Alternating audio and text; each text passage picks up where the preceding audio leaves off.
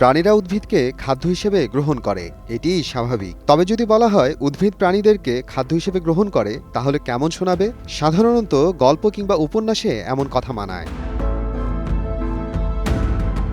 এমন কিছু গাছ আছে যা অন্য প্রাণী শিকার করে খায়। শিকার ধরতে সেসব গাছের পাতাগুলো বিশেষ এক গড়নে নিজেদের রূপান্তরিত করে। রূপান্তরিত সে অঙ্গ দেখতে কলসের মতো, ফাঁপা থলের মতো ও মুখ খোলা, মুখে একটা ঢাকনার মতো অবয়ব।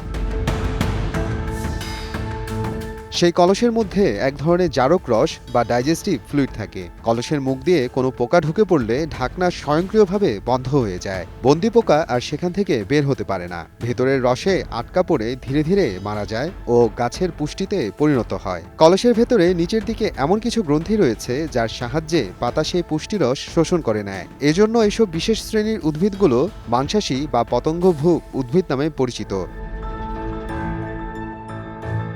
এ গাছের ইংরেজি নাম পিচার প্ল্যান্ট, অন্য নাম মাঙ্কি ক্যাপস বা পিটফল ট্যাপস। এ নাম থেকেই এর বাংলা নামকরণ করা হয়েছে কলস গাছ বা কলস পাতা। পত্রাঙ্গ রূপান্তরিত হয়ে কলসের মতো আকার ধারণ করে বলেই এর নাম কলস পাতা। দক্ষিণ এশিয়ার অনেক দেশে এসব উদ্ভিদ দেখা যায়। এগুলো বুনো উদ্ভিদ হলেও এর ব্যতিক্রমী গড়ন ও সৌন্দর্যের কারণে এসব উদ্ভিদ এখন অনেক উদ্যানে ও বাগানে বাহারি গাছ হিসেবে শোভা পাচ্ছে। সারা পৃথিবীতে ১৭০টি প্রজাতির কলস গাছ রয়েছে। বাংলাদেশে যে কলস গাছ আছে তার প্রজাতি নেপেনথেসি গোত্রের।